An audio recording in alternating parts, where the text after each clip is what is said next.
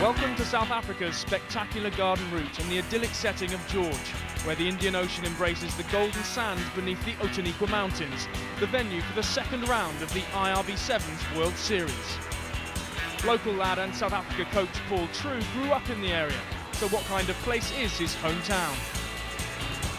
George is definitely, one of the most beautiful places in South Africa, and it's always good for me, when I go overseas, to come back just to relax and just to have a stroll on the beach and things like that. Playing like in Dubai, playing in Hong Kong, playing in New Zealand, and when you come back, just to have that serenity and that peace and quiet is just amazing. An opening cup victory at the Dubai Sevens gave the Boks the perfect start to this year's series. But what had given the men in green and gold the edge in the desert rain? Well, I think what helped us a little bit was our preparations. When we had our training camp in Durban, it was raining exactly the same as it was in Dubai. And I think in a sense the guys was really prepared, for those kind of atrocious conditions. And I think from all the teams we've just adapted the best. We've never ever won our home tournament, and hopefully this could be just the year that we go out and make it a double. And for another local hero and recent Springbok debutant, Kabamba Floors, the pressure was now on in front of an expectant home crowd. Yeah, the thing is, people know me here and I know them and stuff. They're going to expect a lot of things from me and stuff. But for me, this week, it's not about the fans and all that. It's about the team I'm playing with me on the turf. We had an awesome second half in Dubai, and we just need to keep that momentum, give it a go in this tournament, and things can go well. In the early series standings, hosts South Africa lead the way with 20 points. Defeated finalists in Dubai, New Zealand lie just behind them on 16, with Fiji and England on 12 points each.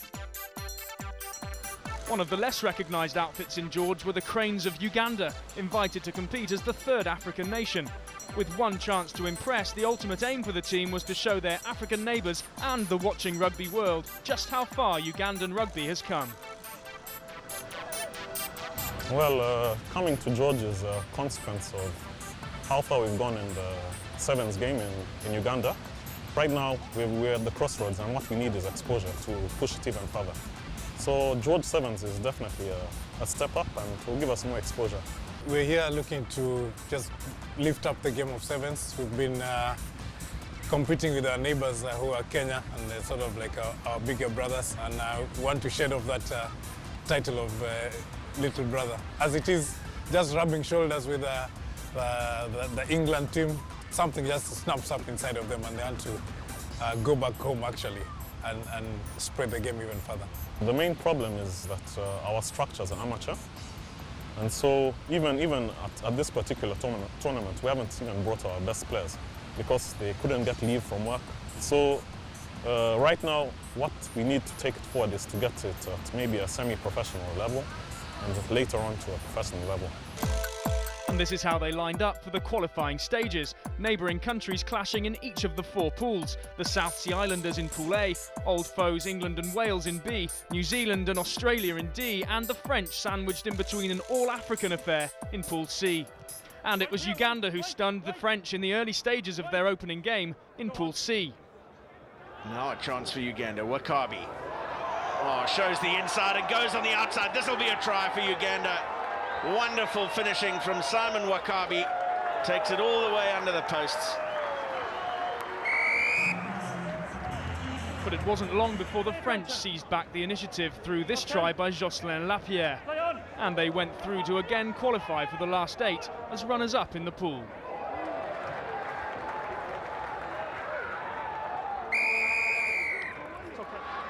The Boks swept all before them in their group, much to the delight of the home crowd. Their first try of the tournament scored by local hero Kabamba Floors. And gets it away to Kabamba Floors. They will not catch Floors.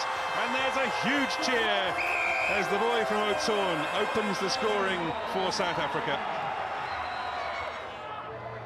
And they went on to face the Ugandans, delighting the home support with tries like this one. Unbelievable back pass, straight into the hands of Reno Benjamin. He's still going. He's got loads of players inside. Will he need them? No, he's going to go the distance. Great score by Reno Benjamin, but what an unbelievable ball from Stefan Besson. The early tussle between England and Wales in Pool B lived up to its home nation's billing. Oh, the long ball to Doherty on the outside. He's got too much pace for Ty Selly. Selly with a gallant effort nearly runs him down, but Doherty is in for England's second. 12 try. But Tal Selly inspired the Welsh to a fine comeback in the second half. The little show and go, and he's gone. Ben Gollings missed the tackle. And ties the game up, surely with a conversion to come. The Welsh making up the 14-point deficit to draw the game, leaving both sides in need of tough wins against the Portuguese and Argentinians to progress. And it was the men in red that achieved that first, as they recorded a slender 10-7 victory over the Pumas to add to their win over Portugal. But England topped the group on points difference after posting a 50-point score against the Portuguese. Pocket rocket wing Marcel Garvey impressing for Mike Friday's new-look team. Going for the hat-trick, and he's going to get it, Marcel Garvey. In Pool A, the crowd sensed an upset for another of their favourite teams, fellow Africans and neighbours Zimbabwe. But a brace of tries each for Michaele Pessamino and Fautua Otto here in the second half settled Samoan nerves and saw them through by 28 points to 12.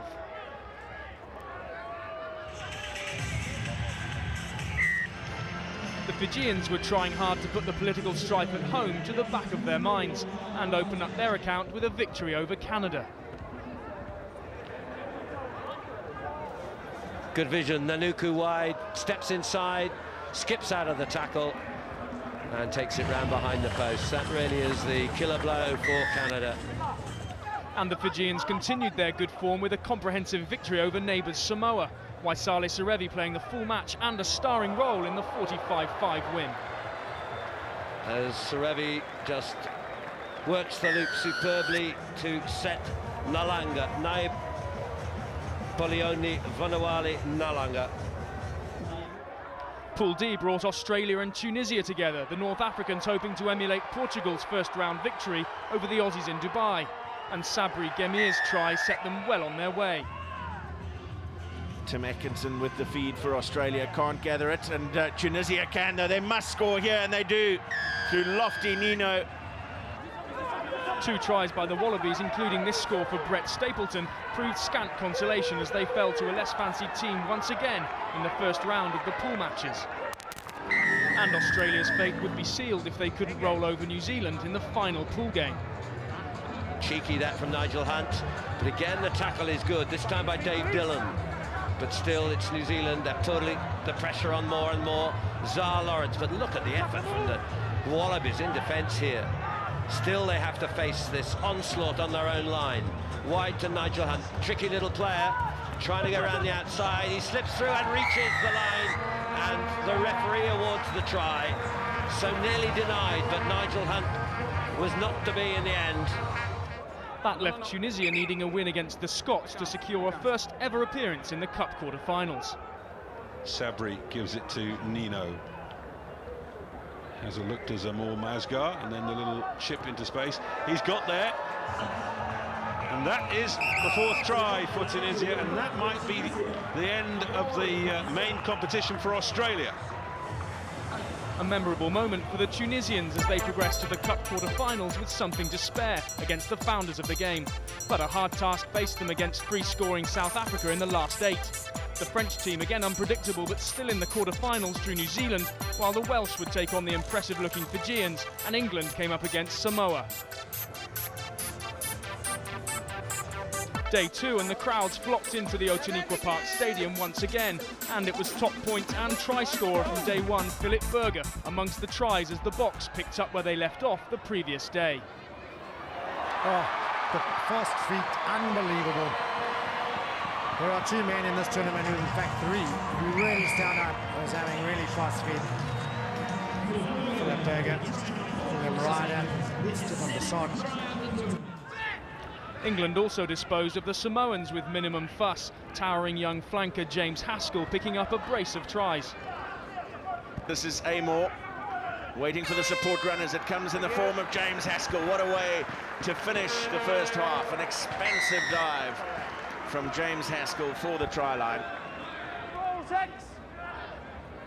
Amor with the quick ball. Haskell, the other try scorer. Big handoff from James Haskell. And he's going to go over for his second, is he? Has he got it down? Yes, he has. Very strong run from James Haskell. New Zealand overcame France in the third quarter-final. Again, a one-sided affair. Will it bounce for Zar Lawrence? He's gathered it well. Looks for the offload. Good vision. No problem, Edwin Cocker. There's an alertness about the way New Zealand play. They've always looked to see the support player. Wales hadn't beaten Fiji in this series since Twickenham 2002, and things looked ominous for the young Dragons once again as Nakalavuki crossed early. Now it's Serevi into the hands of Nakalavuki. First time he's touched the ball. There's the handoff, and Nakalavuki is now just 3 tries behind Waisali Serevi in the Fijian all-time list. Reminiscent of their game against England, a fight back before half-time gave the Welsh a glimmer of hope, however short-lived.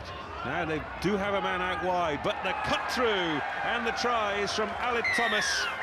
And Wales are back in the game with that try under the posts. Into the hands of Volavola. Down the line it comes. They're looking for the extra man out wide. It's William Ryder. And Ryder with that outrageous step. He's gone outside one, inside the other, and scored the 3rd try for Fiji. Fiji through, and along with them, the hopes of a nation. There's a lot of things happening in Fiji, and that is what we talk about after each game, after every morning, after breakfast, before dinner. That's what we've been talking about, and it's really hard for the boys. But this is the only way that we can put Fiji together again. That's why it's important for us to win this one for the people back at home. So for the second successive week, the top 4 seeds made the semis, with England and Fiji looking for revenge for their Dubai defeats. But crowd favourites South Africa and the impressive New Zealanders would have other ideas. Join us after the break.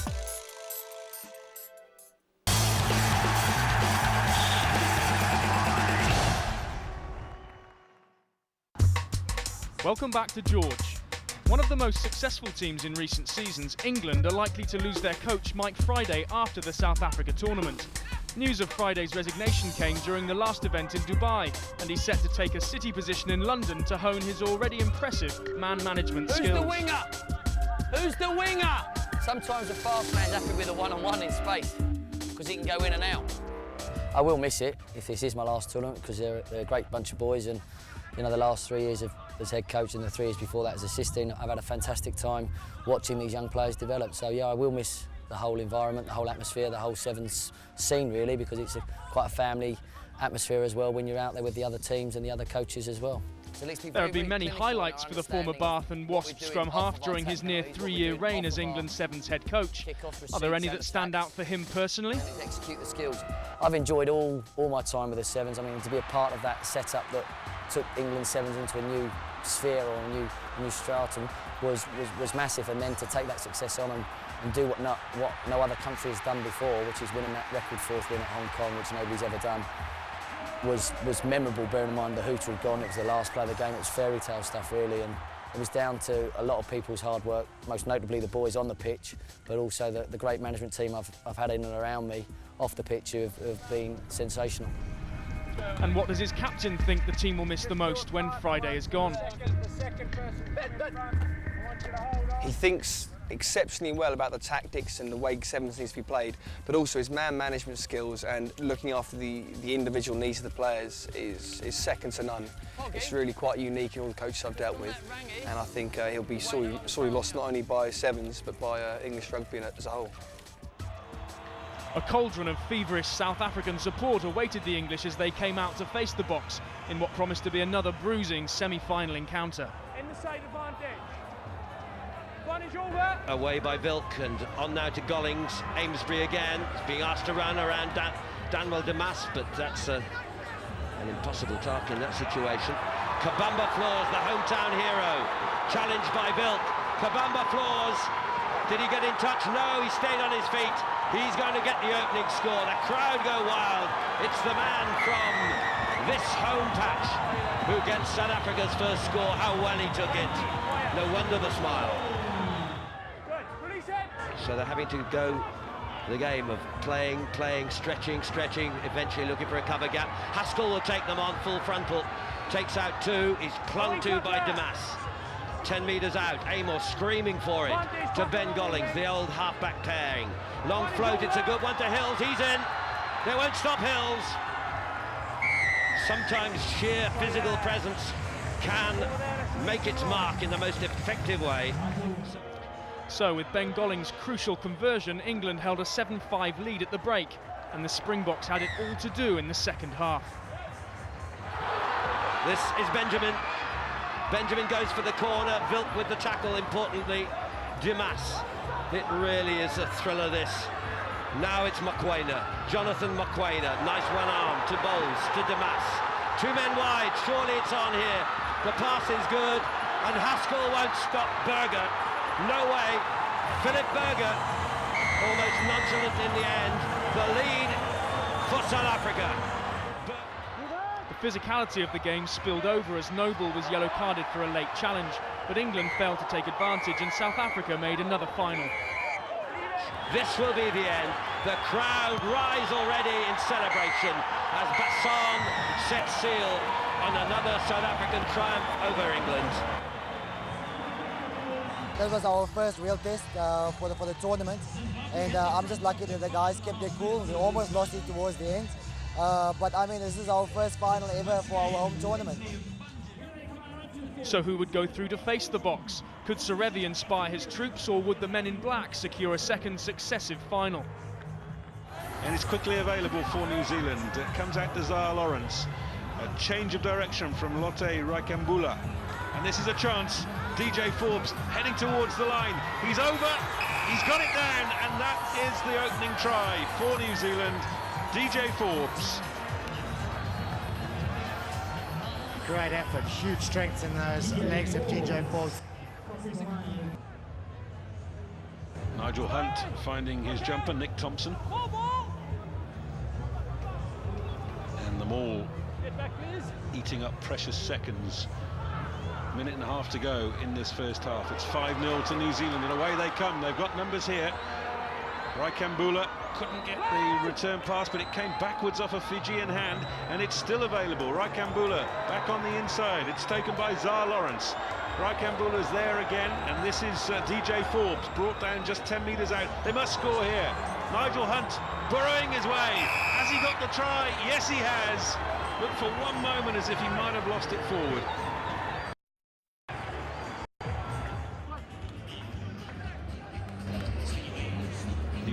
On the field, looking to create a bit of width on the ball. Oh, it's turned over. This is trouble. Zara Lawrence is heading towards the corner. Only William Ryder can get near him, and Zara Lawrence has scored. And instead of Fiji taking the ball up the other end and scoring, New Zealand have got their third try, and this is looking grim for Fiji. And the New Zealand blitz continued after the break with tries for Willie Rickards and Edwin Cocker. This effort by William Ryder, the only score of the game for the Fijians. Gordon Titchen's masterminding another downfall for the reigning series champions. In the other finals, Portugal overcame the ever-improving crowd favourite Zimbabwe in the Shield competition. The Portuguese coming back from 12-0 down to win 14-12.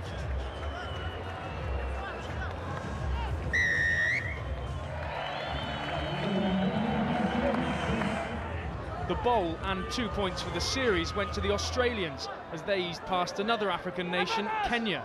Nick Cummings amongst the scorers in a 41-7 win. Surely the power will get them through here. It's an offload and a simple touchdown in the end for Nick Cummings. And it was Wales who took 8 points in the plate. Last year's top try scorer in George Talselli among the scorers in their 26-5 win. He's beaten one man. He's going for the line himself. Talselli is across that line. And that's try number 2 for Wales. So it was all set for the final, a rerun of the Dubai title decider with New Zealand taking on the hosts and hot favourites South Africa. Your commentators are Nigel Starmer-Smith and Joel Stransky. And there's a penalty straight off as New Zealand fails to stay on their feet. It's quickly taken and it's away by Rhino Benjamin. Kabamba floors, the crowd already at fever pitch. Floors, it went backwards and it's on to Mokoena. Jonathan Mokoena, who's had such a marvellous season, excelled in the Currie Cup, and on it goes with Schalk van der Merwe to the playmaker Basson. And wide. No Berger, no Damas, but this match quick, so nearly through. Big defences here. Can anyone contain Dusty Noble? They hurry back, great hands from Basson. Basson goes on the switch. Well, it was meant to be with Mokoena. Super tackling, no less than you'd expect. The breakthrough, Schalk van der Merwe to drive to the line, the first try of the final. What a start for the Springboks. Brilliant start, fast and furious and very physical. This is Nigel Hunt. He has been a find and a half. He scored in every round in this tournament, just as he did in Dubai. Moves on to Zal Lawrence. Lotte Rai Kambula loves to go head first. The Maori sidestep, in other words, no sidestep, straight up the middle. Zal Lawrence, Nigel Hunt. They're well shadowed here, well covered. The drive is by Solomon King. The big tackles coming in. Mokoena as well as Dusty Noble. The ball is free. Edwin Cocker wide from the captain. DJ Forbes to Rai Kambula to Pelanese. Pelanese goes on the outside, the little handoff on Benjamin. He's round behind, good score, it's level. 10 minutes each way, remember, it's a long, long time. Cocker, we're coming to the last half minute of an electrifying first half. Really two powerful teams cancelling each other out. Pelanese, this time they've got a try apiece, but no one can break the stranglehold. 5 apiece. Edwin Cocker, the captain, Forbes, Rai Kambula, the find of last season by Gordon Teachins, the coach. Nigel Hunt is quick. He's going to make it surely. Kabamba floors covers, but Hunt in the end can coast in and celebrate the lead for the first time to New Zealand. Misa came across a little dummy swap. The switch and racked back around behind. Almost impossible to defend against. With the game finally poised, both coaches had plenty to say at half-time. Could the Boks finally win their home tournament, or would the Kiwis spoil the party? Zal Lawrence, Nigel Hunt, he's quick. We've got Daniel Damas on for South Africa. Inside is Pelanese, great cover from the Boks. But Hunt's there again, the pressure's still on. Zal Lawrence using a man as a decoy, and Zal Lawrence is going to get there beyond the Damas. And that's a big score. It's 2 scores clear now that New Zealand go.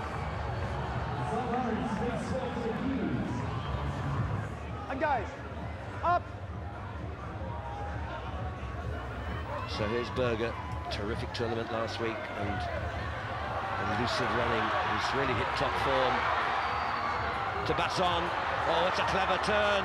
Inside is Berger, they won't catch him. Hunt tries, but Berger's behind. Game is still on. Oh, this was superbly done by Basson. Look at that little pirouette. Particularly when the footing's a little damp. Solomon King really had no chance once he'd slipped. It's 17-12. That's nothing of a lead. It's a try, but the next one could be critical. It's Nigel Hunt wide. He's worked it like a charm to Pelanese. That could be the one that brings New Zealand their first title since Singapore 2005.